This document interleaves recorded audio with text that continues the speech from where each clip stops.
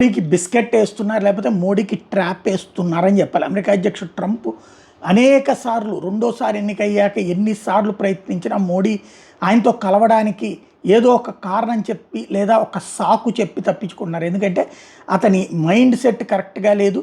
ఎవరితో ఏది మాట్లాడతాడో దానికి రివర్స్లో బయట ప్రపంచానికి చెప్తుంటాడు. అలాంటి వాడితో మాట్లాడడం వల్ల ఉపయోగం లేదు. అట్లాంటి వాడు చేసేటటువంటి అనవసరపు రగడతో వేస్ట్. అధ్యక్షుడు అయ్యి ఉండొచ్చు, అమెరికాకి అయ్యి ఉండొచ్చును, ప్రపంచానికి అమెరికా బాస్ లాగా అయ్యి ఉండొచ్చు.